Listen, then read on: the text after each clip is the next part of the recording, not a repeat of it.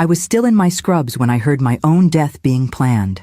18 hours into my birthday, my 70th birthday, and my uniform smelled of antiseptic and suffering. My feet throbbed in white orthopedic shoes that had stopped providing comfort somewhere around hour 14. But my hands, these hands that had bathed infants and comforted the dying for nearly 5 decades, remained steady as I slipped my key into the front door of the home I'd spent 30 years paying for. The house was dark except for the porch light. No surprise. No one had remembered what today was anyway. I set my nursing bag down quietly, not wanting to wake Camille or Vincent. My daughter and son-in-law had moved in with me temporarily 5 years ago. Now they occupied the master bedroom while I slept in what used to be my sewing room. Just one of many small surrenders I'd made in the name of family harmony. The kitchen beckoned. I needed water, perhaps tea, before I could sleep. As I approached, voices drifted through the partially open window facing the back patio. Camille and Vincent were outside, the ember of his cigarette glowing in the darkness. "We can't keep living like this," Vincent was saying, his voice carrying clearly in the night air. "Your mother is slowing down. She'll need more care soon, not less." I froze, glass halfway to the tap. "I know," Camille sighed. "But what can we do? We've discussed this. She has to go to a facility.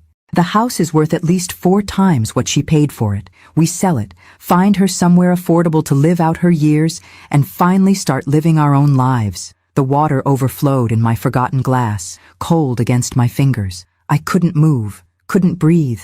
"Mom would never agree to that," Camille protested, though her tone lacked conviction. "She doesn't have to love the idea, but she's 70 now. Today, actually. It's the perfect time to start the conversation about her future care needs." Even in the darkness, I could imagine Vincent's condescending air quotes. "I've already looked into places. Golden Sunset has basic rooms for under $3,000 a month." "That cheap?" My daughter sounded interested now. "It's not fancy, but it's clean. Besides, she doesn't need fancy. She just needs somewhere to be looked after while we finally get ahead." My own child, discussing warehousing me like unwanted furniture. The daughter I had worked 2 jobs to support after her father left us. The girl whose college tuition I'd paid by taking night shifts at the hospital, coming home at dawn to make her breakfast before my day job began. "I guess you're right," Camille continued. "She's worked her whole life. Maybe she'd actually appreciate the rest." "So it's settled," Vincent said. "Tomorrow we start talking about selling this place. I've already spoken with a realtor friend. He thinks we could list by next month." "What if she argues?" Vincent laughed, a sound I'd grown to dread over the years. "She won't. Your mother never stands up for herself. It's not in her nature."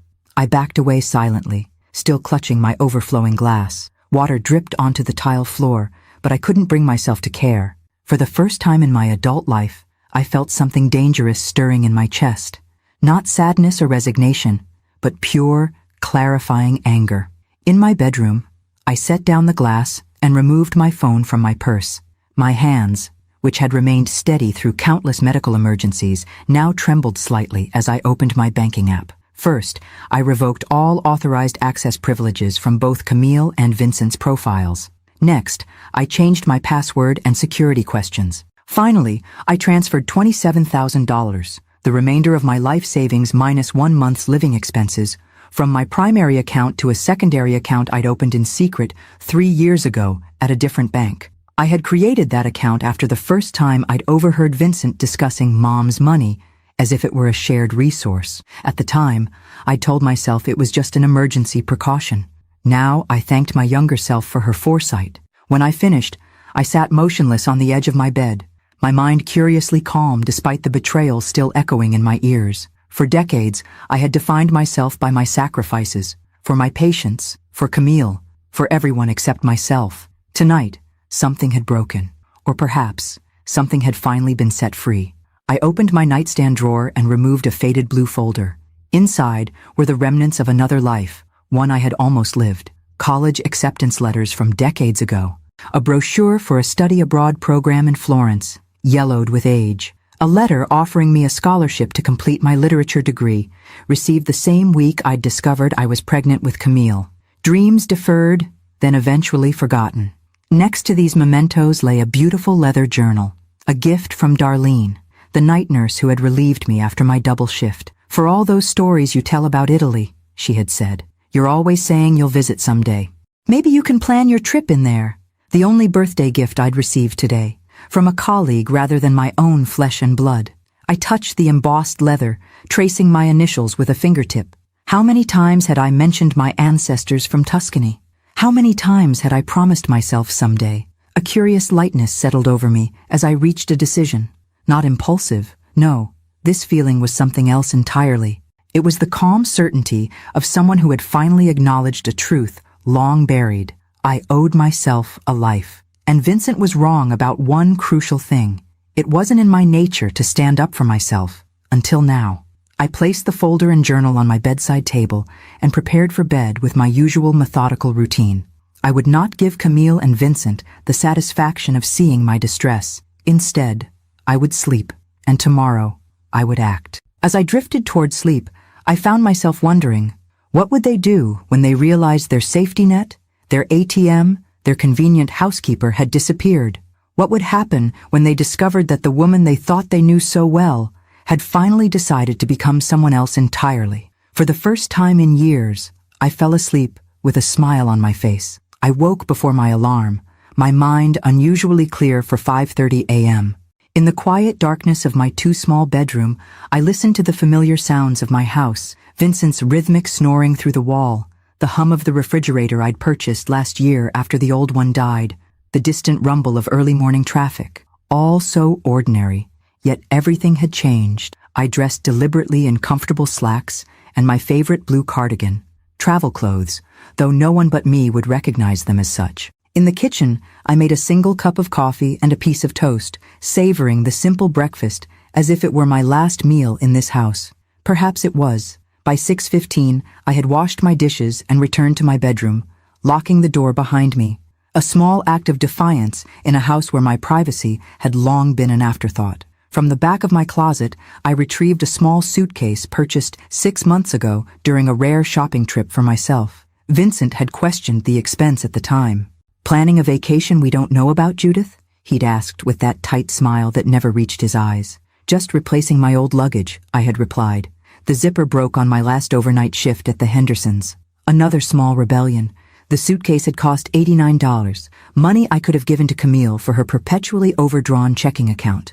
Now, I packed with the efficiency of someone who had spent a lifetime traveling light. 3 changes of clothes, essential toiletries, comfortable walking shoes, my medications, and important documents. Passport, renewed last year, another questioned expense, birth certificate, social security card, and healthcare directives. I added Darlene's leather journal, a photograph of Camille as a child, and my mother's cameo brooch. The rest could stay. They were just things, and I had finally realized that things had been weighing me down. From my sock drawer, I retrieved an envelope containing $3,000 in cash, tips saved from my private nursing jobs over 2 years, money neither Camille nor Vincent knew existed. I tucked this into an inner pocket of my cardigan, along with my credit card and driver's license. As I zipped the suitcase closed, I caught sight of myself in the mirror. A 70-year-old woman with silver hair cut in a practical bob, lines etched around her eyes and mouth, wearing sensible clothes and practical shoes. I hardly recognized the spark in those eyes, the determined set of those lips. Who was this woman preparing to walk away from everything familiar? I was about to find out. In the kitchen, I wrote a brief note on my personal stationery. "I've decided to live my own life. Don't worry about me. The mortgage is paid through next month. Judith." I propped this against the coffee maker where they would be sure to find it. No apologies, no explanations. They deserved neither. The Uber I had scheduled arrived precisely at 7 a.m. I slipped out the front door, locking it behind me with a quiet click. The driver, a woman perhaps 20 years my junior with salt and pepper hair, helped me place my suitcase in the trunk. "Airport, right?" she confirmed, checking her phone. "Yes, please. International departures." As we pulled away from the curb, I didn't look back at the house. Instead, I watched the neighborhood pass by, the elm trees I'd seen grow from saplings, the park where I'd pushed Camille on the swings, the corner store where I still bought the Sunday paper, familiar landmarks of a life that, as of this morning, I was leaving behind. "Special trip?" the driver asked conversationally as we merged onto the highway. "Very special," I replied, surprising myself with the emotion in my voice. I'm doing something I should have done a long time ago. Good for you, she said, meeting my eyes briefly in the rearview mirror. It's never too late, you know. No, I agreed, a smile lifting the corners of my mouth. I'm finally beginning to understand that. We rode in companionable silence after that, the morning sun gradually illuminating the skyline of the city where I'd spent my entire adult life. Had it always been so beautiful, with its mixture of historic buildings and gleaming glass towers? Had I ever really looked? At the airport, I moved with purpose through the bustling terminal. The ticket counter for international airlines loomed ahead, its sign a beacon guiding me toward a decision that, just 24 hours ago, would have seemed unthinkable. I joined the line, my small suitcase beside me, passport in hand. Around me, travelers rushed in all directions, families corralling excited children, business people staring at phones, couples leaning into each other with the easy intimacy of shared adventures. For the first time in decades, I was answerable to no one but myself. The realization was both terrifying and exhilarating. Next, please, called the ticket agent, a young man with a crisp uniform and professional smile. I stepped forward, placing my passport on the counter with steady hands. One ticket to Rome, please. One way. His fingers moved efficiently across the keyboard. Any particular area of Rome you're interested in? I can recommend some hotels if you haven't booked accommodation yet. Actually, I said, the words feeling like a declaration of independence, I'm planning to travel to Tuscany after a few days in Rome. My grandfather came from a small village near Florence. Returning to your roots? He nodded approvingly. That's wonderful. We have a flight departing at 10:45 a.m. with one stopover in London. Would that work for you? Perfect, I replied, handing over my credit card, the one Vincent didn't know about, linked to my secret account. As the agent processed my ticket, I checked my phone one last time. No messages, no calls. They were still sleeping, unaware that their carefully laid plans were crumbling as I stood here. By the time they discovered my note, I would be somewhere over the Atlantic. By the time they figured out what had happened to their access to my accounts, I would be walking the streets of Rome. The thought made me smile. Here you are, Ms. Blackwood, the agent said, handing me my boarding pass and passport. Gate 32B. Boarding begins in 90 minutes. I thanked him and made my way toward security, each step carrying me further from the woman I had been and closer to the woman I might become. Behind me, 70 years of sacrifice and service. Ahead, the unknown, terrifying and magnificent in equal measure. I was ready. Judith has taken her first bold step toward freedom. Where will her journey take her, and how will Camille and Vincent react when they discover she's flown across the ocean? Subscribe now to follow this 70-year-old woman's unexpected adventure as she finally decides to put herself first. The plane tilted skyward, pressing me back against my seat as we ascended through clouds into clear blue emptiness. Below us, the sprawling cityscape where I had spent 7 decades grew smaller until it resembled nothing more than an architect's model. First time flying internationally? Asked the woman beside me, a stylish, silver-haired traveler, perhaps 5 years my junior. First time flying in 23 years, I admitted, and my first time crossing an ocean. She looked surprised. Really? At our age, most people have either been traveling for years or have decided they never will. I decided a long time ago that I would. I just postponed it. Well, she said, extending her hand, I'm Margaret, 4-time visitor to Italy and self-proclaimed expert on which gelato shops to avoid. I shook her hand, appreciating her direct manner. Judith, first-time fugitive from family expectations. The words slipped out before I could censor them. Margaret's eyes widened, then crinkled with delight. Now that sounds like a story worth hearing. Perhaps it was the strange intimacy that develops between strangers on long flights, or perhaps it was simply the liberating knowledge that I was literally above my old life, but I found myself telling Margaret everything. The years of sacrifice, Camille and Vincent's exploitation, the overheard conversation about the nursing home, my abrupt departure. Good for you, she said when I finished, raising her plastic cup of wine in a toast. I left my husband of 38 years after he retired and announced he'd allow me to maintain his schedule of golf games and social obligations now that I'd be home full-time.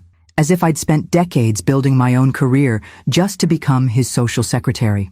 We laughed together, the sound startling me with its unfamiliarity. When had I last laughed like this? Genuinely, without restraint? So, what's your plan in Italy? Margaret asked. Besides escaping the ungrateful wretches? I hesitated. I haven't thought much beyond arriving. My grandfather came from a village near Florence. I thought I might start there. You're going to need somewhere to stay while you get your bearings, she said practically. Let me give you the name of a small hotel in Rome where I always stay. It's run by a wonderful family, very safe for women traveling alone, and not too expensive. She wrote the information in my new journal, adding restaurant recommendations and practical advice about train travel in Italy. By the time our meal trays were cleared, I had more useful information than a guidebook, along with Margaret's email address and an invitation to contact her if I needed anything. Women our age need to stick together, she said firmly, especially women bold enough to start new chapters. When we landed in London for our connection, Margaret helped me navigate the sprawling airport to our gate for Rome. As we waited to board the second flight, I checked my phone, switching it from airplane mode for the first time since departure. 17 missed calls, 23 text messages, 5 voicemails. They had discovered my absence. The first text, time-stamped 10:22 a.m. Mom, where are you? Tried calling work, but they said you're not scheduled today. The second, 11:07 a.m. Found your note. What does this mean? Call me ASAP. The messages grew increasingly frantic after that. Mom, please call. We're worried. Vincent tried to transfer money for bills, but says the account is blocked. Is something wrong with the bank? This isn't funny. We need that money for the mortgage. If you don't call back, we're filing a missing persons report. The last one, sent just 30 minutes ago. The police say they can't do anything because you left a note and are obviously an adult who left voluntarily. Call me now. I stared at the phone, feeling strangely detached from the panic on the other end of these messages. For so long, any hint of distress from Camille had sent me rushing to fix whatever problem had arisen. Now, thousands of miles separated us, and with that distance came clarity. They weren't worried about me. They were worried about the money. Bad news? Margaret asked, noting my expression. Just confirmation that I made the right decision, I replied, showing her the texts. She scanned them quickly. Notice how there's not a single, "Are you okay?" or "What's wrong?" in the bunch. Just demands that you call and panic about money. I nodded, the observation stinging despite its accuracy. Are you going to respond? She asked. I considered the question as our flight began boarding. Was I obligated to ease their minds? To explain my actions? A lifetime of putting others first made the answer seem obvious, but the new voice inside me, the one that had propelled me onto this plane, had a different perspective. Yes, I said finally, but not yet. They've spent years taking me for granted. They can spend a few days wondering where I've gone. Margaret smiled approvingly as we joined the boarding line. The anticipation will be good for them. A little uncertainty builds character. On the flight to Rome, I didn't check my phone again. Instead, I gazed out the window at the Mediterranean glittering below, its vastness a reminder of how small my previous existence had been. Soon, the Italian coastline appeared, then the eternal city itself, spread beneath us like a living museum. As we descended toward Fiumicino Airport, I felt a curious sensation in my chest, something between terror and elation. I had arrived in the land of my ancestors with nothing but a small suitcase and a newly discovered courage. For the first time in decades, I had no one to care for, no one to answer to, no one to consider but myself. The thought was so foreign, it made me dizzy. Or perhaps that was just the landing. Ready? Margaret asked as we taxied to the gate. I took a deep breath. Not remotely, but I'm doing it anyway. She squeezed my hand. That, my dear, is the definition of bravery. The Hotel Trastevere was exactly as Margaret had described, a converted 15th century building tucked away on a cobblestone street, too narrow for cars, its faded yellow facade adorned with flower boxes spilling red geraniums. The lobby smelled of lemon polish and fresh coffee. Signora Blackwood! The proprietor, Giuseppe, greeted me as if I were a returning friend, rather than a first-time guest. Signora Campbell telephoned to tell us you were coming. We have prepared our best single room for you. Margaret's efficiency touched me deeply.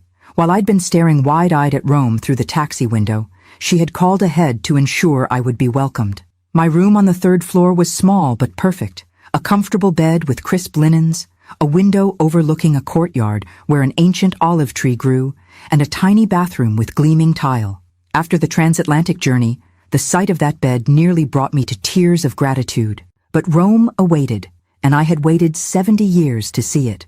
After a quick wash and change of clothes, I ventured out with nothing but Margaret's hand-drawn map and the intoxicating knowledge of my own freedom. The afternoon sun bathed the city in golden light as I wandered the labyrinthine streets of Trastevere, each turn revealing new wonders: a hidden piazza where children played, a centuries-old church with doors standing open in welcome, artisan shops displaying handcrafted treasures. I stopped at a small cafe and, with my limited Italian gleaned from a language app downloaded during my London layover, ordered my first authentic espresso. The waiter smiled approvingly when I consumed it, as the locals did, standing at the bar, no sugar, in 2 perfect sips. "Brava, signora," he said. "Non come i turisti," not like the tourists. My first Italian compliment. As evening approached, I found myself in a small restaurant recommended by Giuseppe.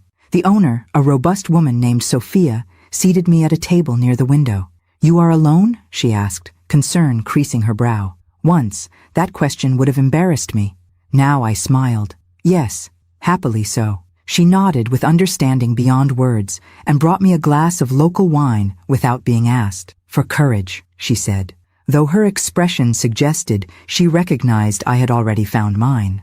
Over homemade pasta that brought unexpected tears to my eyes with its simple perfection, I finally allowed myself to check my phone again. 29 missed calls now, 41 text messages. The latest: "Mom, please just let us know you're safe. We're going crazy here." For the first time, I detected genuine concern beneath the panic, or perhaps the excellent wine was making me generous in my interpretation. I signaled Sophia for another glass and made a decision.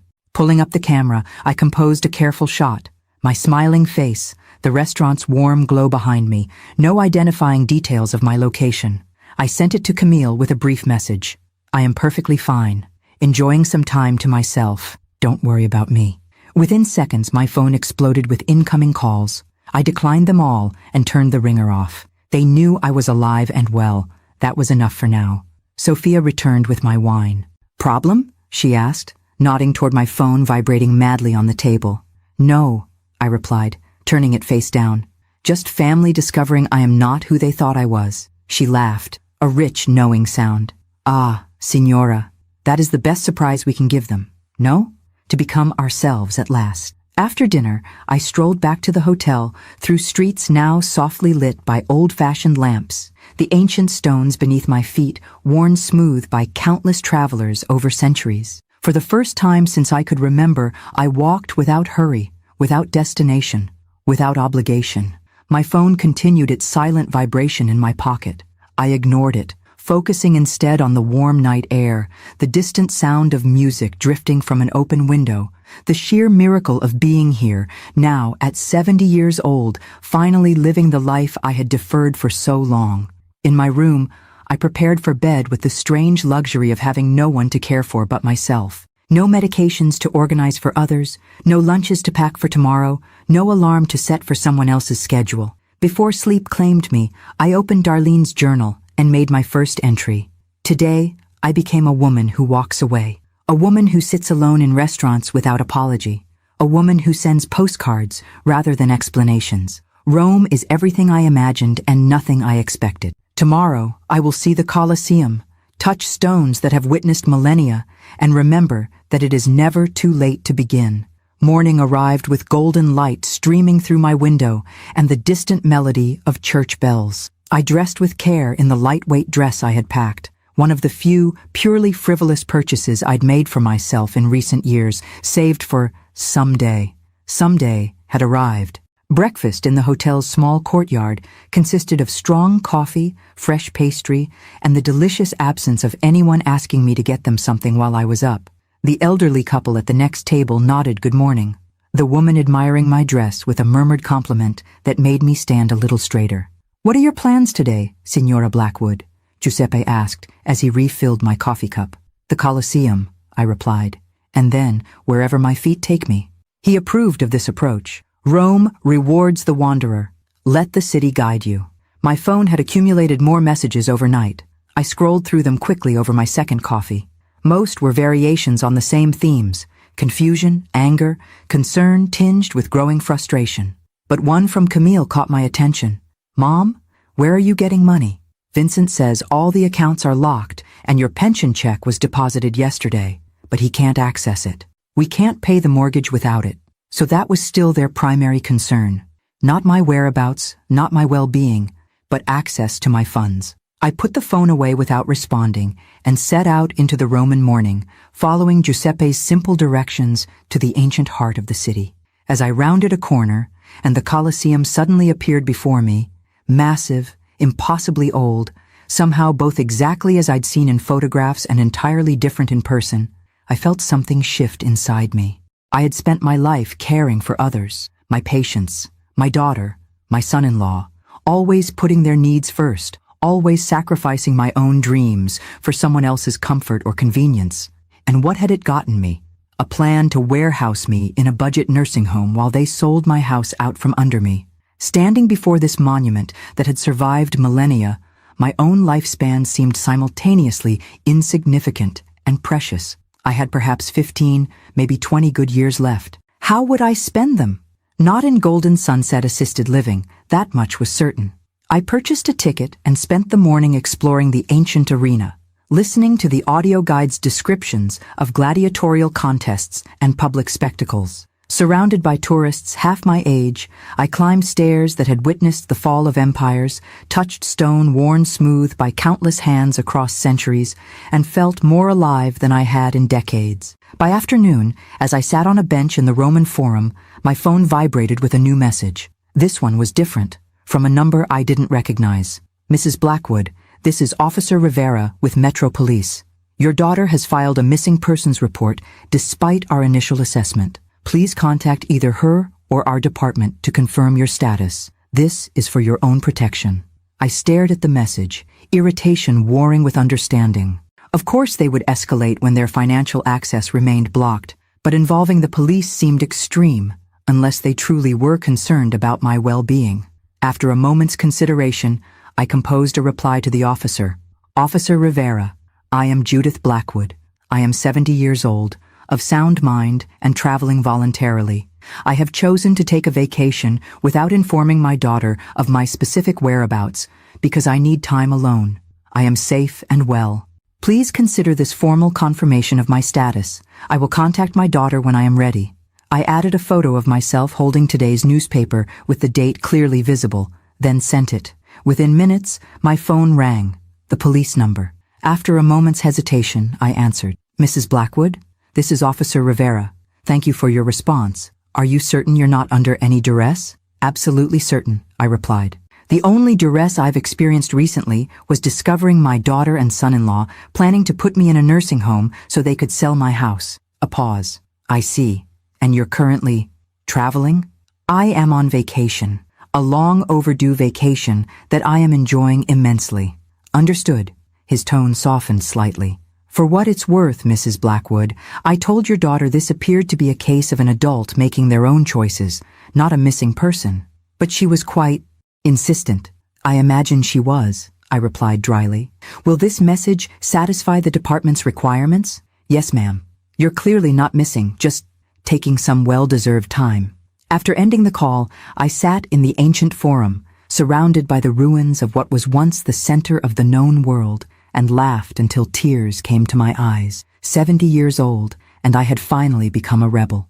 After 3 glorious days in Rome, days filled with ancient wonders, unexpected discoveries, and the intoxicating freedom of answering to no one, I boarded a train bound for Florence. The Italian countryside unfurled beyond my window like a Renaissance painting, rolling hills dotted with cypress trees, vineyards arranged in precise rows, occasional villages clustered around church steeples. I had purchased a first-class ticket, another small extravagance that would have been unthinkable in my previous life. The comfortable seat, the complimentary espresso, the attentive service, all reminded me that I was no longer the woman who denied herself every comfort to provide for others. My destination lay beyond Florence, in a small hilltop village called Monteverdi.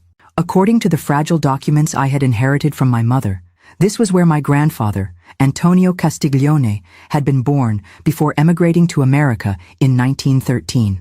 I had booked 3 nights at the village's only inn, unsure what I would find, but drawn by the invisible thread of ancestry. The train arrived in Florence by early afternoon. Rather than rushing to make my connection, I decided to spend a few hours exploring the city that had featured so prominently in my abandoned college studies. I stored my suitcase at the station and ventured into the cradle of the Renaissance with nothing but my small purse and boundless curiosity. The Duomo took my breath away, its massive dome dominating the skyline just as it had for centuries. I wandered through the Piazza della Signoria, gazing up at statues that had witnessed the rise and fall of the Medicis. In a small cafe near the Ponte Vecchio, I savored a perfect cappuccino and watched the eternal parade of humanity across the ancient bridge. Had my life taken a different turn, had I accepted that scholarship, completed my literature degree, pursued the academic career I'd once dreamed of, I might have visited these places decades ago. I might have brought students here, pointing out historical details, discussing Dante and Machiavelli against the backdrop of their city. But regret was a luxury I could no longer afford. At 70, looking backward served no purpose except to steal joy from the present. My phone, which had been blessedly quiet since my conversation with Officer Rivera, vibrated with an incoming message. Not Camille this time, but my supervisor from the home care agency. Judith, hope you're enjoying your much-deserved time off. Your patients are asking when you'll return. No pressure, just planning schedules. Take care. The message was a gentle reminder of the life I had left behind, the patients who depended on me, the responsibilities I had always faithfully fulfilled. For a moment, guilt threatened to cloud my perfect Florentine afternoon. Then I remembered Vincent's words. She has to go to a facility. The house is worth at least 4 times what she paid for it. I typed a quick reply, taking extended leave for personal reasons. Will contact you when I return. Thank you for checking in. Then I put the phone away and continued my exploration, refusing to let obligations from across an ocean intrude on this hard-won freedom. By late afternoon, I boarded a regional train to Monteverdi. As we left Florence behind, the landscape became increasingly rural, the stations smaller and farther between. Few tourists seemed to be making this journey. My fellow passengers were mostly locals returning from work or shopping in the city.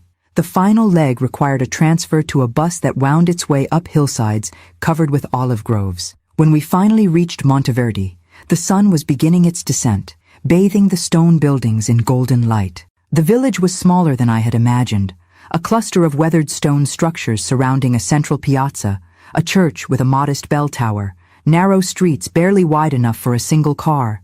It looked like a place where time moved differently, where modern life had made accommodations rather than transformations. The Locanda del Sole, my lodging for the next 3 nights, occupied a 3-story building on the piazza. Its wooden sign, faded by countless seasons, creaked gently in the evening breeze as I approached. Inside, I was greeted by an elderly woman with silver hair pulled into a neat bun, her face mapped with lines that spoke of a life lived fully. She introduced herself as Sofia Bianchi, the proprietor, and welcomed me in accented but clear English. Americans rarely come to Monteverdi, she remarked as she showed me to my room on the 2nd floor. What brings you to our little village? My grandfather was born here, I explained. Antonio Castiglione. He left for America just before the First World War. Sofia stopped midway up the stairs, turning to look at me with newfound interest. Castiglione? The name is known here. There are still Castigliones in the village. My heart quickened. Really? I had no idea if any family remained. Marco Castiglione runs the olive press. His father, Enzo, is quite elderly now but still remembers the old days. Perhaps they are your relatives. The possibility that I might have family here, people connected to me by blood and history, had never occurred to me. I had come seeking ghosts, traces of a past I had never known. The idea of finding living connections was both thrilling and intimidating. My room was simple but charming. Whitewashed walls, terracotta floors, a wrought iron bed with a colorful quilt, and a window overlooking the piazza. The furnishings were old but immaculately maintained, giving the space a timeless quality that suited the village perfectly. After freshening up, I returned downstairs to the inn's small dining room. Only 3 tables were occupied, an elderly couple speaking in rapid Italian, a solitary man reading a newspaper, and a family of 4 enjoying what appeared to be a special occasion meal. Sophia, who seemed to serve as both proprietor and waitress, brought me a glass of local wine without being asked. "To welcome you home," she said, with a smile that transformed her serious face. Home. The word resonated strangely. Was this village, which I had never seen before today, more home than the house where I had spent the last 30 years? The house that Camille and Vincent had planned to sell out from under me? Perhaps home wasn't a place at all, but a feeling of belonging, to oneself, to one's own story. As I sipped the wine, robust, earthy, nothing like the occasional glass I allowed myself back in America, I felt the weight of the journey in my bones. Not just today's travels, but the lifetime of deferred dreams that had led me here. "Tomorrow," Sophia said, as she placed a bowl of pasta before me, "I will take you to meet Enzo Castiglione. At 93, his memory comes and goes, but he remembers the old families well. If your grandfather was Antonio, Enzo might know of him." I thanked her, touched by the kindness of this stranger who was treating me like a long-lost relative returning to the fold.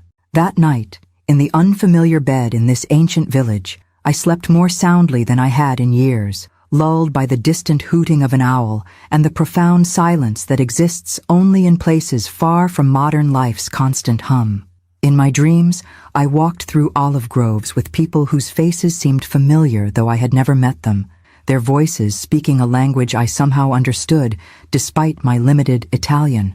They welcomed me, not as a tourist or a curiosity, but as someone who belonged. Enzo Castiglione lived in a stone house at the edge of the village, surrounded by ancient olive trees that twisted toward the sky like arthritic fingers reaching for the sun. Sophia walked me there after breakfast, setting a deliberate pace that accommodated both her arthritis and my tourist's tendency to stop and absorb every detail of the village. "Enzo lives with his grandson Marco and Marco's wife Lucia," Sophia explained as we passed the village's small church. "They care for him, and the olive groves that have been in the family for generations." The morning air carried the scent of rosemary and thyme from garden plots tucked between houses. Laundry flapped on lines strung across narrow alleys, and old men gathered in the square, playing cards and passing judgment on the world with the authority that comes from having seen it change for nearly a century. "Your village is beautiful," I said, pausing to admire a pot of geraniums perfectly framed by a blue window shutter. "It is dying," Sophia replied matter-of-factly. "The young people leave for Florence, for Rome, for anywhere with more opportunity. Only the old remain, and tourists who come for a week each summer." Her frankness was refreshing after decades of American optimism that often felt forced. Here, reality was acknowledged without drama. The village was beautiful, the village was dying, both truths existing simultaneously. When we arrived at the Castiglione home, a woman in her 40s greeted us at the door. Lucia welcomed us with the reserved courtesy of someone accustomed to village life, where privacy and community existed in delicate balance. "Sophia says you are a Castiglione from America?" she asked as she led us through a home that smelled of fresh bread and well-polished wood. "My grandfather was Antonio Castiglione," I explained. "He left Monteverdi in 1913. Lucia nodded. "Nonno Enzo is having a good day. He will be pleased to meet you." We emerged into a sunlit courtyard where an elderly man sat in a wooden chair, his face as weathered as the olive trees surrounding his property. Despite his advanced age, Enzo Castiglione projected a dignified presence, his white hair neatly combed, his clothing simple but immaculate. "No, Lucia said. "This is Signora Blackwood from America. Her grandfather was Antonio Castiglione." The old man's eyes, clouded with cataracts but still surprisingly sharp, assessed me with open curiosity. "Antonio?" he repeated, the name clearly awakening something in his memory. "Antonio was my uncle." My breath caught. "Your uncle? Then you're your father's cousin," he said, gesturing for me to sit in the chair beside him. "Antonio was my father's younger brother. He left for America before I was born, but my father spoke of him often." I sat, my knees suddenly weak. I had come hoping for a historical connection, perhaps a mention in village records or a distant family name. I hadn't expected to find a living relative who remembered my grandfather, even secondhand. Sophia and Lucia discreetly withdrew, leaving us alone in the courtyard. Enzo studied my face with the directness of the very old, who have outlived social pretenses. "You have the Castiglione eyes," he declared finally. "The color of amber in sunlight.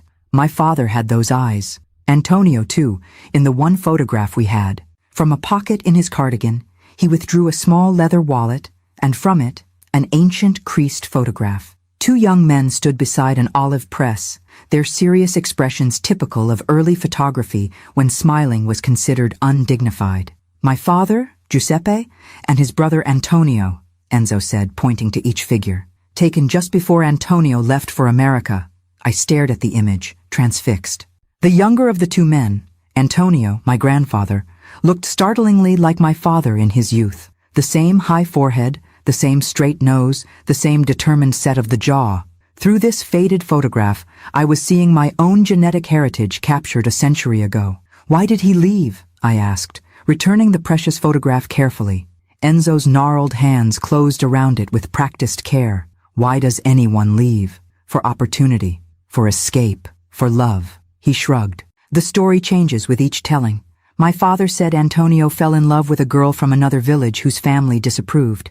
Others said he simply wanted more than Monteverde could offer." I nodded, thinking of the documents I'd inherited, the immigration papers, the naturalization certificate, the faded letters in Italian that no one in our family could read. So many questions I'd never thought to ask while my father was alive. "Did he ever write home?" I asked. "For a time.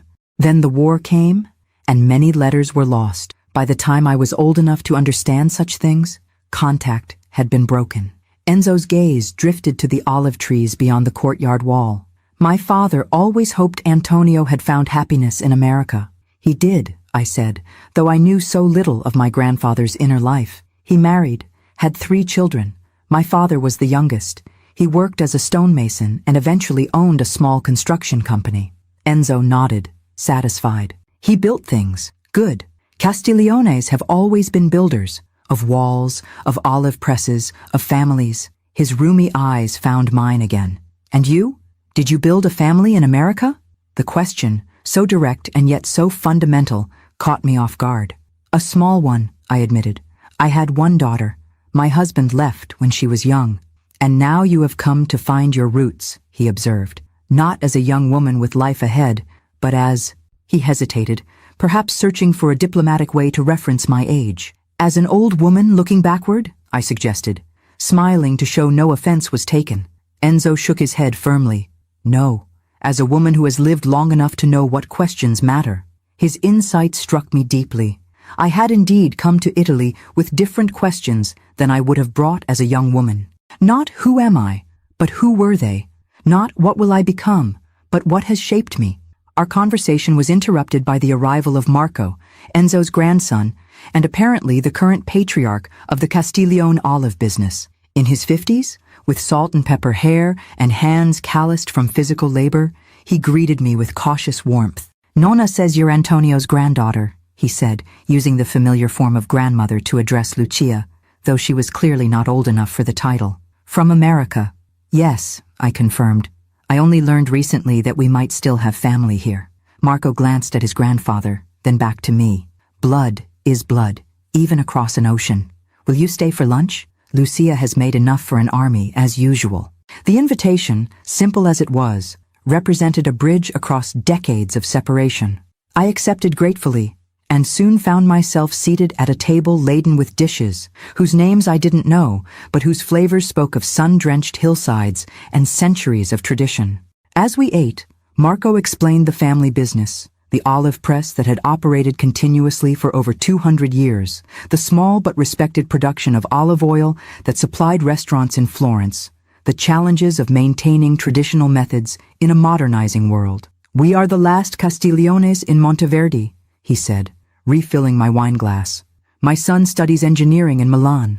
My daughter works for a fashion house in Rome. They visit on holidays, but—" he shrugged, the gesture eloquently conveying both understanding and resignation. "The village is dying," I said, echoing Sophia's earlier assessment. "Changing," Marco corrected gently, "as it has always changed. People leave, people return. You left through your grandfather. Now you have returned." I hadn't thought of it that way, that my presence here represented not just my own journey, but the completion of a circle begun over a century ago, when Antonio Castiglione boarded a ship bound for America. "Before you go," Enzo said as lunch concluded, "you must take some oil, Castiglione oil, from trees your grandfather once tended."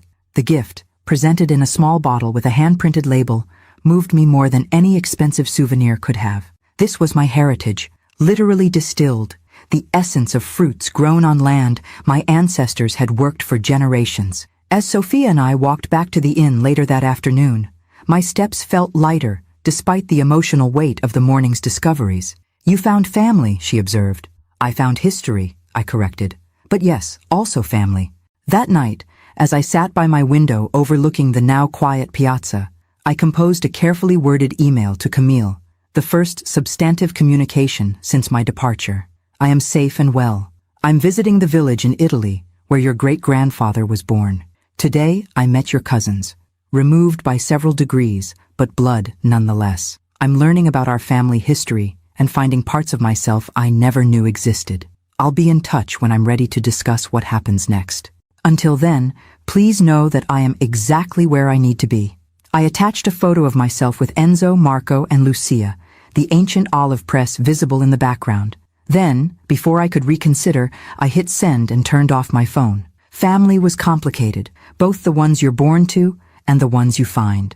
But for the first time in decades, I felt anchored to something larger than my immediate obligations. I belonged to this story, this lineage, this land, even if I was only now discovering it. I extended my stay in Monteverde for an additional week, canceling my return ticket to Florence with a simple phone call and €20 extra. Each morning, I woke to church bells and birdsong, spending my days helping Marco with the lighter work of the olive groves, accompanying Lucia to the weekly market in a neighboring village, or simply sitting with Enzo as he shared family stories that had nearly been lost to time. "Your grandfather, Antonio, was the rebel," Enzo told me one afternoon as we sorted dried herbs in the courtyard. "My father said he questioned everything, the priest, the mayor, even their own father, not from disrespect, but from curiosity."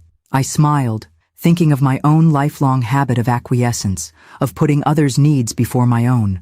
Perhaps my recent rebellion had been encoded in my DNA all along, just waiting for the right moment to express itself. On my 6th day in the village, Marco invited me to the olive press, where the first early harvest was being processed. The ancient stone building hummed with activity as workers unloaded crates of olives from small trucks and tractors. "We still use cold pressing methods," Marco explained, showing me the massive granite wheels that crush the olives into paste. "More expensive, more labor, but the quality cannot be matched by industrial processes." The air inside was redolent with the grassy, peppery scent of fresh olives. Workers nodded respectfully as Marco introduced me as our American cousin, the simple words filling me with unexpected pride. "The trees your grandfather tended are still producing," Marco said, pointing through the open door to a terraced hillside where gnarled trees stood in orderly rows. "Some olive trees live for 1,000 years. They connect generations in a way few things can." I thought about that connection as I watched the ancient process unfold, the crushing of the fruit, the separation of oil from water and solids, the eventual emergence of vibrant green liquid that would find its way to tables across Italy and beyond. How many Castigliones had stood in this very spot, watching this same process? How many had dipped bread into oil pressed from these same trees? That evening, as I dined alone in the inn's small restaurant, I finally turned my phone back on. I had been avoiding it since sending the email to Camille, partly from a desire to remain fully present in Monteverde, partly from reluctance to face whatever response awaited me. 26 new emails, 14 text messages, and 3 voicemails. I scrolled through them chronologically, watching the evolution of Camille's reactions. The first responses were predictably angry and demanding. "What do you mean you're in Italy? How could you just leave like this? We've been worried sick. The mortgage payment is due tomorrow, and we can't access any money. This is beyond irresponsible, Mom." But the later messages showed a subtle shift. "I looked up your great-grandfather, Antonio. Dad never told me much about that side of the family. Are there really relatives still in Italy? The bank says they can't help us access your accounts without your permission. Vincent is furious, but I'm starting to understand why you did this." The most recent email, sent just yesterday, struck a different tone entirely.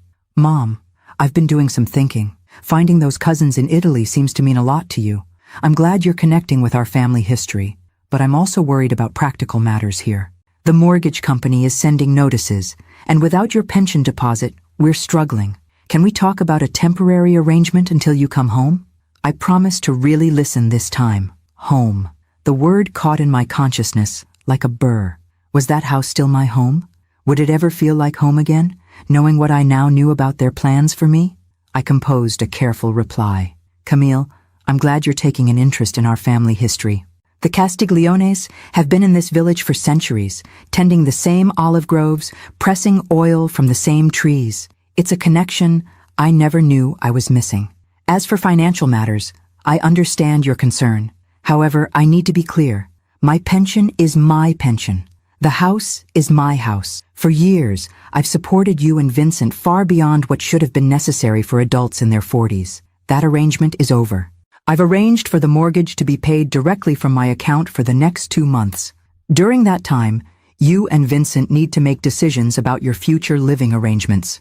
I haven't decided yet what I'll do with the house when I return, but I will not resume the financial support you've come to expect. I'll be in touch again soon. I hesitated before sending it, questioning whether I was being too harsh. Then I remembered Vincent's words about the affordable nursing home where they planned to store me, and pressed send without further hesitation. The next morning, I joined Lucia for the walk to the village bakery, where the daily ritual of selecting bread brought neighbors together for brief exchanges of news and gossip. You've become quite the local, Lucia observed, as several villagers greeted me by name. Sophia says you've extended your stay again. Just until next week, I confirmed. I need to return to America eventually to sort things out. Lucia nodded understanding. Marco mentioned your daughter and her husband live in your house? Word traveled quickly in small villages. Yes, they moved in temporarily 5 years ago. Ah, temporarily, Lucia smiled knowingly. Like death and taxes, some house guests are inevitable. We laughed together. The easy camaraderie that had developed between us, a gift I hadn't expected from this journey. Will you sell the house when you return? She asked, as we selected loaves of crusty bread still warm from the oven. The question took me aback, not because it was inappropriate, but because it articulated the thought I'd been circling for days. I'm considering it, I admitted. It holds many memories, but also some recent pain. Lucia paid for our bread, waving away my attempt to contribute.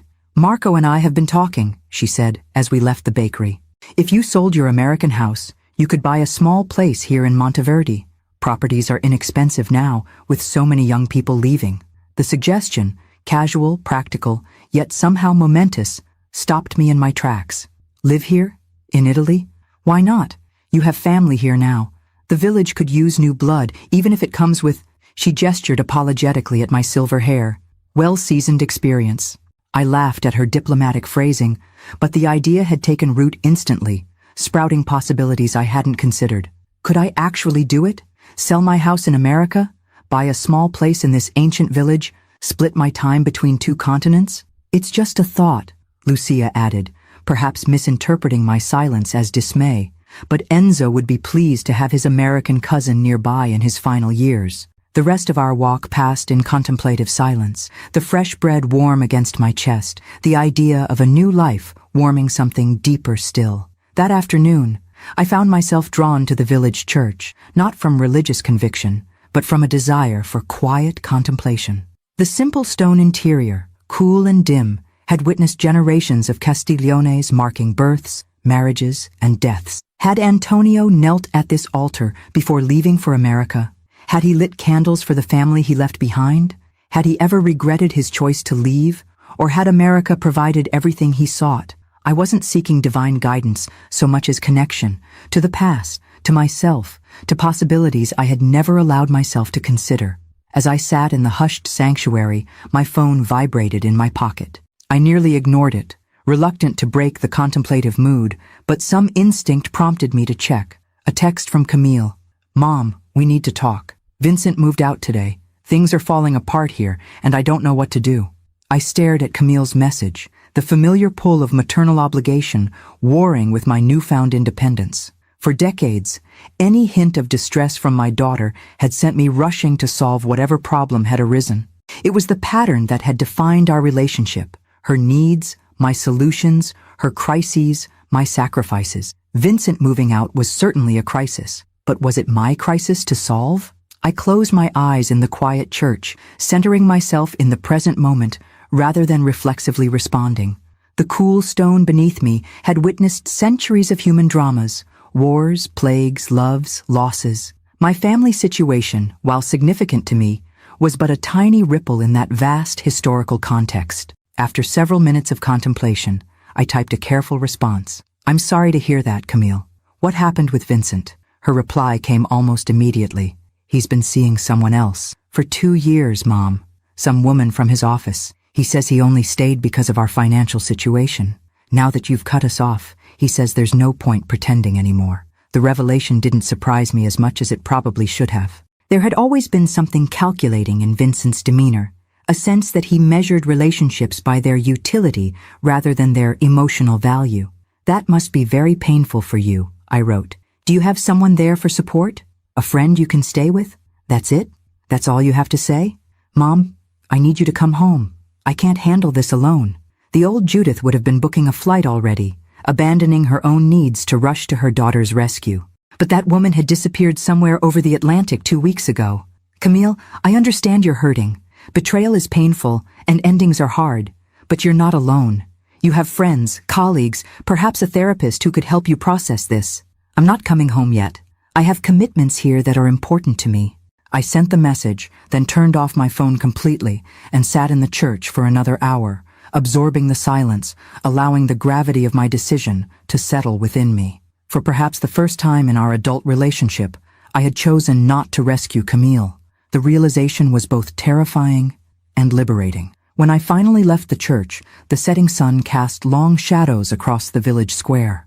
I walked slowly back to the inn, greeting the few locals still out and about. Sophia was arranging flowers on the small tables outside the entrance, preparing for the evening meal.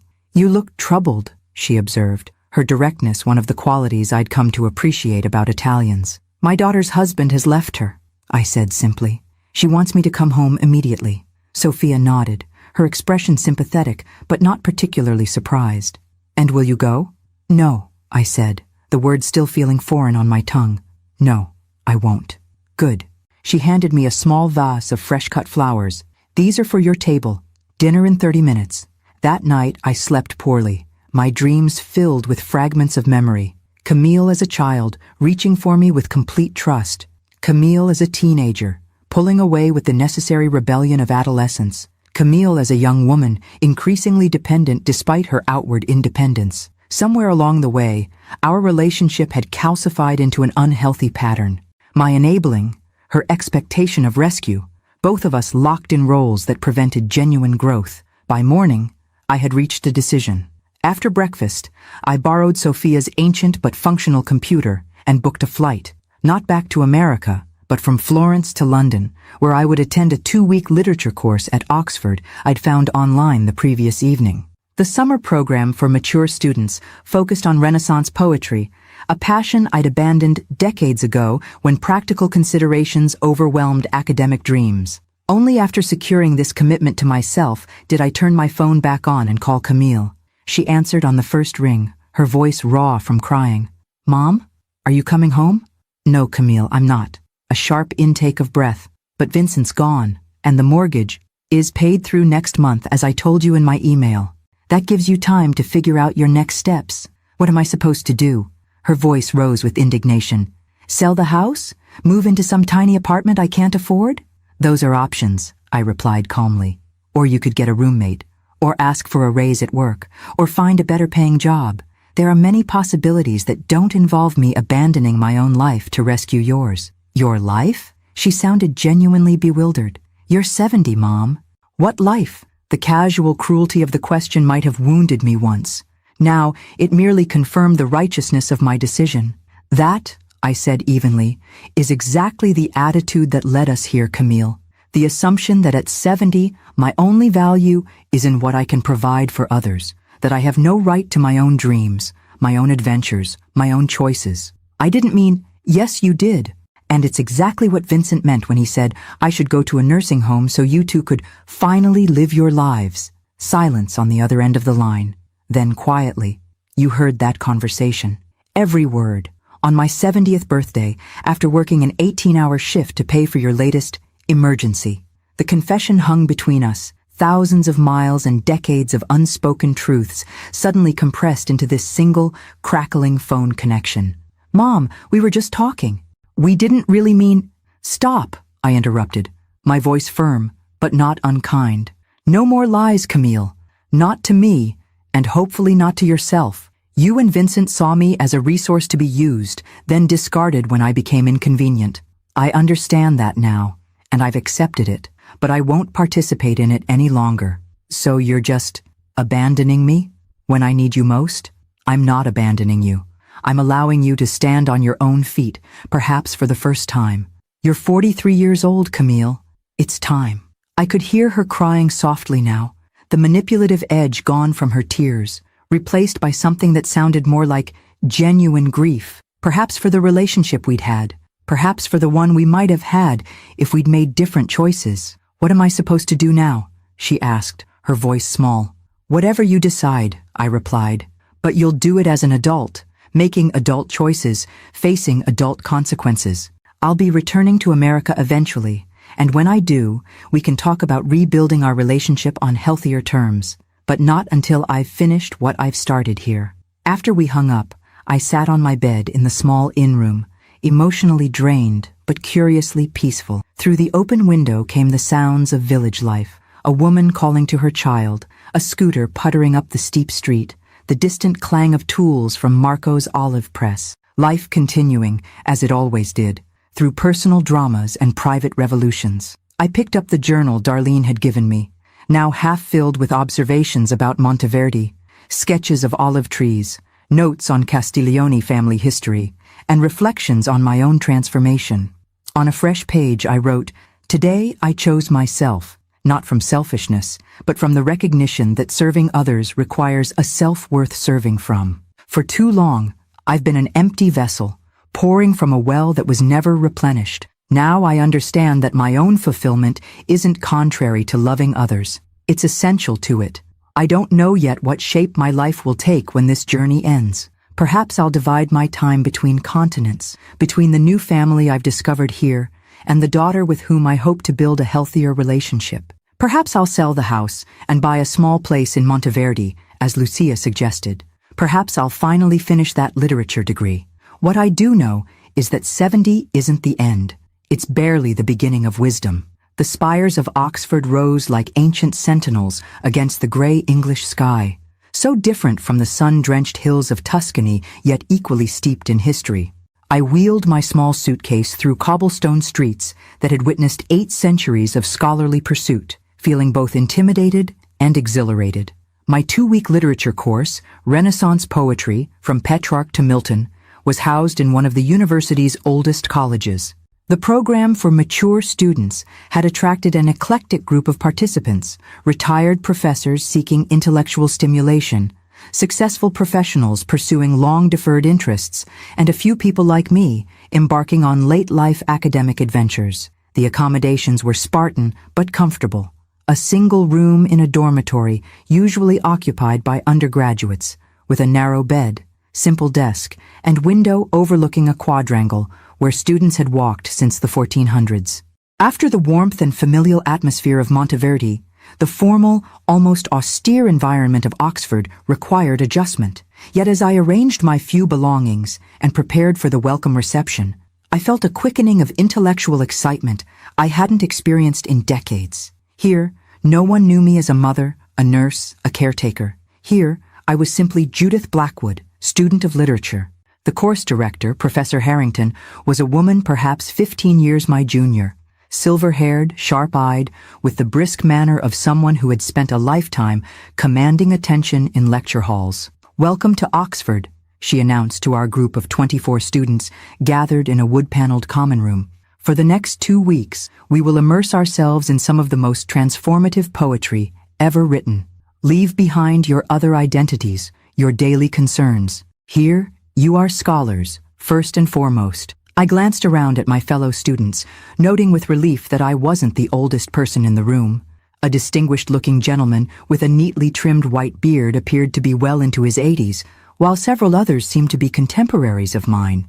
After the reception, we were assigned to small discussion groups of 6 students each. Mine included Elaine, a retired high school teacher from Vancouver, Richard, a former diplomat from Australia, Sanjay, a cardiologist from Mumbai, Helen, a librarian from Edinburgh, and George, the white-bearded gentleman I'd noticed earlier, who introduced himself as a recovering corporate attorney from Boston. "What brings you to Oxford, Judith?" George asked as we found seats together at dinner in the college dining hall. "A very delayed pursuit of an interest I abandoned in my 20s, I replied, still finding it strange to tell my story to people who knew nothing of my past. "I was studying literature when life took a different turn." "Ah, the road's not taken," George nodded. "I spent 40 years helping corporations avoid taxes and negotiate mergers.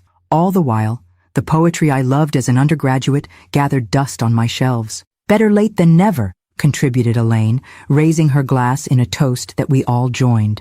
That night, as I prepared for bed in my austere room, I checked my phone for the first time since arriving in England. 2 emails from Camille. "Mom, I had a long talk with my therapist about our relationship patterns. She thinks we've developed an unhealthy codependency over the years. I'm starting to see that you might be right about needing to stand on my own feet." And then, sent just hours ago, "I found a roommate. My colleague Jennifer is going through a divorce and needs a place to stay. We're going to split the mortgage until you decide what you want to do with the house. It's temporary, but it feels like a step in the right direction." I read the messages twice, hardly believing their constructive tone. Was this the same daughter who had demanded I abandon my journey to solve her problems? The same woman who had asked what kind of life a 70-year-old could possibly have? Perhaps the shock of Vincent's departure had created space for genuine reflection.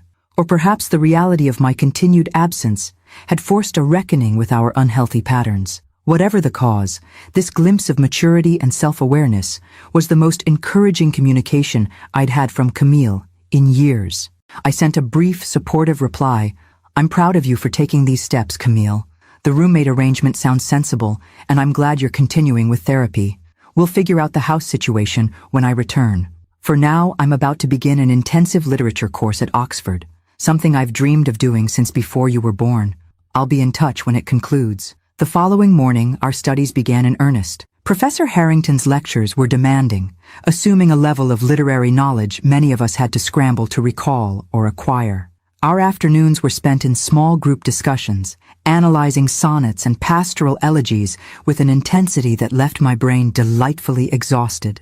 To my surprise, I found myself participating actively, offering interpretations that occasionally drew approving nods from both Professor Harrington and my fellow students.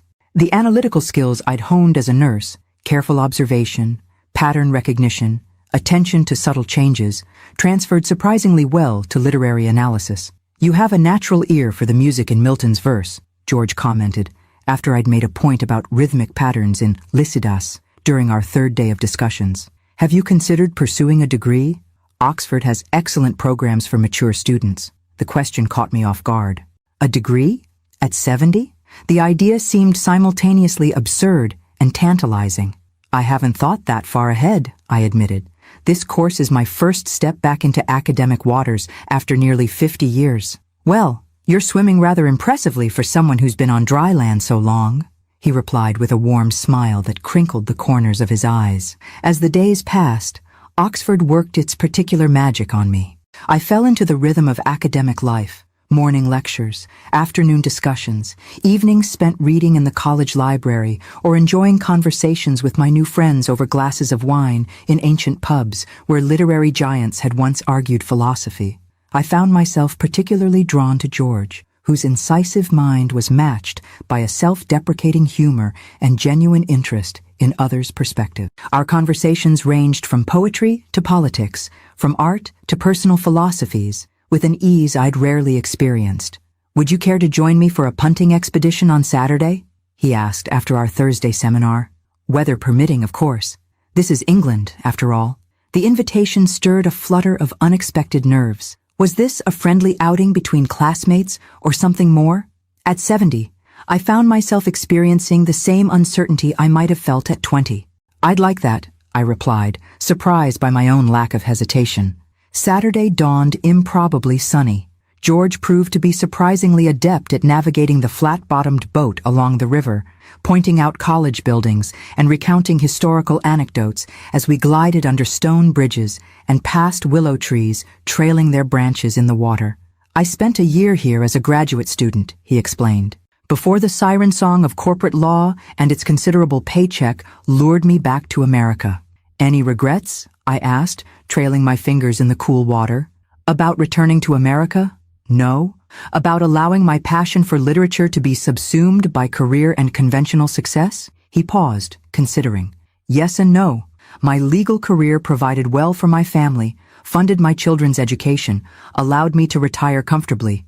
But there was a cost. There always is, I murmured, thinking of my own choices, the literature degree abandoned for practical nursing, the dreams deferred for Camille's needs, the gradual erosion of self in service to others. The trick, George said, skillfully maneuvering the punt around a bend in the river, is recognizing that it's never too late to recalibrate, to adjust the balance. As we picnicked on the riverbank later, sharing a lunch of bread, cheese, and fruit provided by the college kitchen, I found myself telling George about Monteverdi, about discovering my Castiglione relatives, about Lucia's suggestion that I consider dividing my time between America and Italy.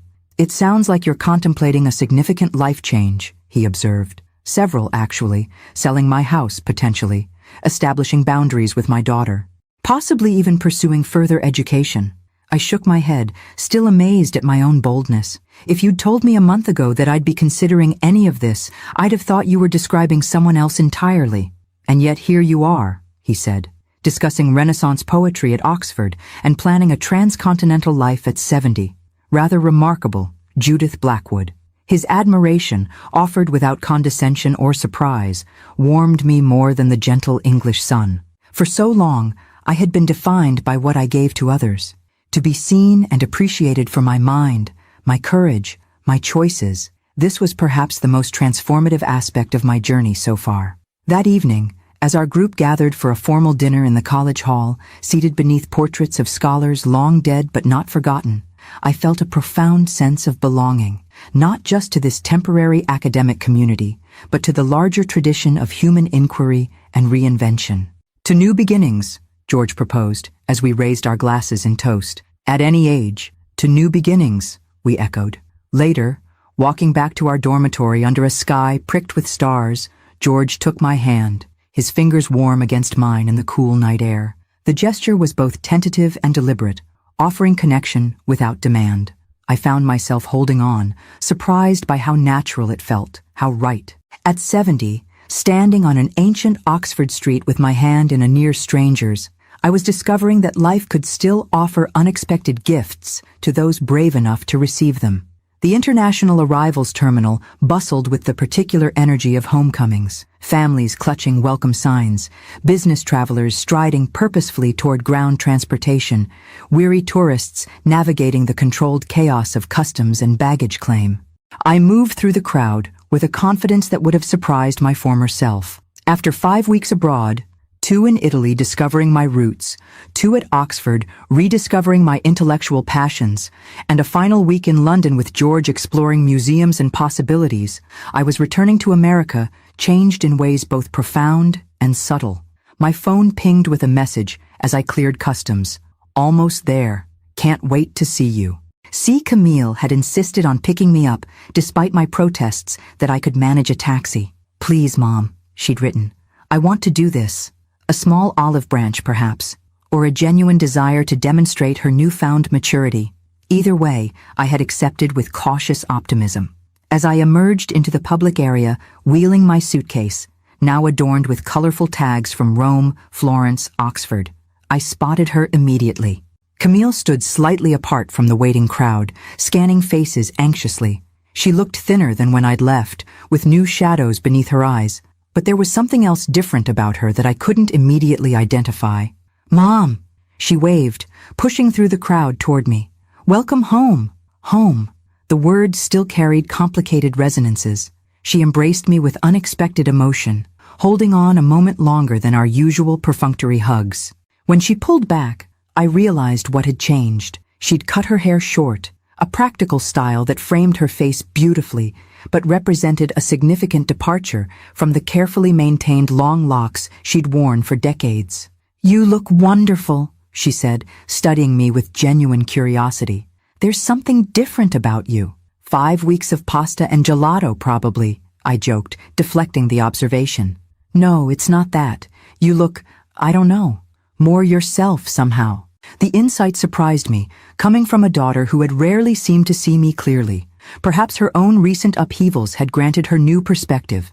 As we drove from the airport toward the house that still legally belonged to me, but had become her primary residence, Camille filled me in on developments during my absence. Vincent's officially moved in with her, Brenda from accounting. She said this with remarkable equanimity. They've been seeing each other for over 2 years, apparently. Everyone at his office knew except me. "I'm sorry," I said, meaning it despite everything. Betrayal always cuts deep, regardless of the relationship's health. She shrugged. "My therapist says I was choosing not to see the signs, part of our pattern of, what did she call it? Mutually reinforced denial. We were both pretending our marriage was something it wasn't." We drove in silence for a moment, the suburban landscape so familiar, yet somehow flattened after the dimensional richness of Italian villages and Oxford's ancient stones. "Jennifer's working out well as a roommate," Camille continued. "She's neat, pays her share on time, and doesn't mind that I've been redecorating." "Redecorating?" "Just small things. I realized I've been living in a house that never really reflected my taste.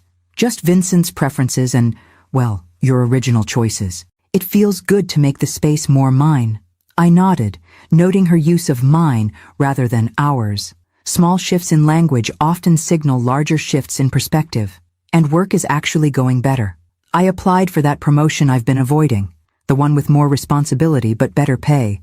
I have a second interview next week." Each piece of news revealed a Camille I barely recognized, taking initiative, making changes, facing reality head-on rather than waiting for rescue.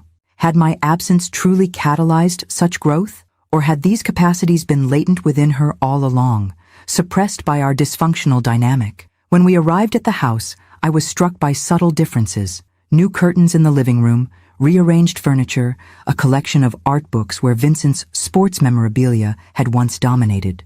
Sunflowers brightened the kitchen table, and the pervasive scent of Vincent's expensive cologne had been replaced by a light, citrusy fragrance. "Jennifer's at her sister's this weekend," Camille explained, carrying my suitcase to what had once been my bedroom, but had apparently been restored to that purpose in my absence. "I thought you might want some time to readjust before meeting her." The consideration in this gesture, the awareness of my potential need for space after weeks of travel, was another small indication of change. "Thank you," I said simply. "It's been a long journey. I made pasta for dinner," she added, a hint of nervousness in her voice. "Nothing like what you probably had in Italy, but I've been teaching myself to cook. Turns out I actually enjoy it when I'm not just rushing to get food on the table for Vincent's schedule."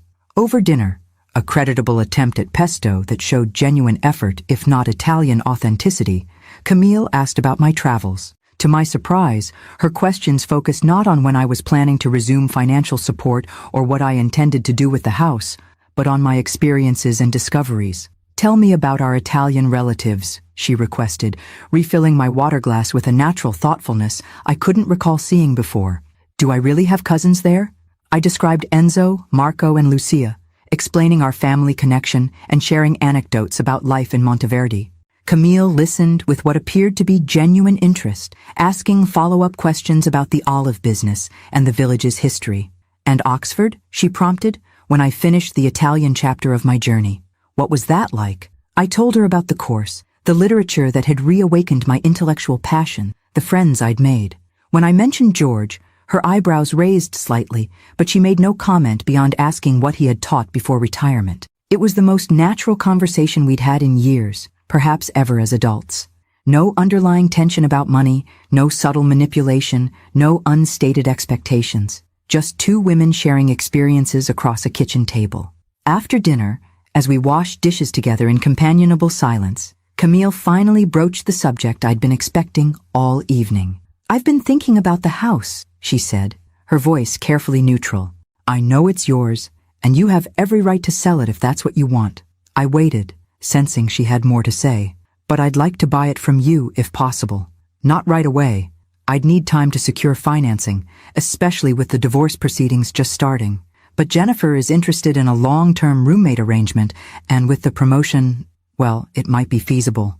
The proposal caught me by surprise. I had indeed been considering selling the house, perhaps using the proceeds to purchase a small place in Monteverde, as Lucia had suggested, while maintaining a pied-à-terre in America for visits with Camille and continued exploration of my renewed academic interests. You want to buy the house? I repeated, wanting to be certain I understood. If you're willing to consider it, she said. I know I have no right to ask after everything. But this place has been home for the past 5 years, and I've realized recently how much that stability means to me. I studied my daughter's face, the new maturity in her expression, the absence of the entitled expectation I'd grown accustomed to seeing. This request wasn't a demand. It was a proposal between adults. I'll think about it, I promised. It's a possibility worth exploring. Later that evening, as I unpacked in what had once been my bedroom, but now felt more like a guest room, in what had once been my house, but now felt more like Camille's home, I realized we had come full circle in an unexpected way. 5 weeks ago, I had fled a house where I felt unwelcome, escaping the plans others had made for my future without consulting me. Now I had returned to find my daughter making her own plans while respecting my autonomy to make mine. Before sleep claimed me, I texted George, landed safely. Surprising but positive reception from Camille. Significant changes apparent. We'll call tomorrow with more details. Missing our London walks already. His reply came within minutes. Glad to hear about positive developments with Camille. London misses you too, as do I. Don't forget our discussion about possibilities. Some things shouldn't be deferred any longer than necessary. Sleep well, remarkable Judith. I smiled in the darkness, thinking of our final days in London, walking through the National Gallery, discussing art and literature, and the possibility of building something together, despite, or perhaps because of, our advanced ages and accumulated wisdom. We're old enough to know what matters, he'd said as we stood before a Rembrandt self-portrait, the artist's aging face rendered with unflinching honesty and profound humanity, and young enough still to pursue it. As I drifted toward sleep in a bed that had once represented obligation, but now felt simply like a temporary resting place between adventures, I thought about the various futures opening before me. A small stone house in Monteverde, with mornings spent helping Marco in the olive groves, and afternoons writing the memoir I'd begun sketching in Darlene's journal. A modest apartment near Oxford, where I might finally complete the literature degree I'd abandoned half a century ago. Visits with George in Boston or London, or wherever our late-blooming connection might lead us. Regular but boundaried time with a daughter who seemed, at last, to be finding her own path, rather than depending on me to clear it for her. None of these possibilities had existed in my consciousness 6 weeks ago, when I'd overheard my son-in-law planning my consignment to a budget nursing home. The woman I had been then, exhausted, exploited, resigned to invisibility, would hardly recognize the woman I had become. Or perhaps she would. Perhaps this woman, independent, intellectually engaged, open to new experiences and connections, had been there all along, waiting for permission to emerge. It had taken 70 years, a devastating betrayal, and a leap into the unknown, but I had finally granted myself that permission, not just to exist, but to live, not just to serve, but to flourish, not just to age, but to grow. Tomorrow would bring decisions, practical considerations, the beginning of whatever next chapter I chose to write. But tonight, drifting between worlds, between America and Italy, between my past life and my future one, between obligation and freedom, I was precisely where I needed to be, in transition, in possibility, in the process of becoming more fully myself with each passing day. At 70 years old, I was just beginning. Judith has come full circle, returning to America transformed by her experiences abroad. With a newly independent daughter, the possibility of romance with George, and exciting opportunities in both Italy and Oxford, she faces her future with hard-won wisdom and optimism. This remarkable 70-year-old woman has proven that it's never too late to reclaim your life and pursue your dreams. Thank you for following her inspiring journey.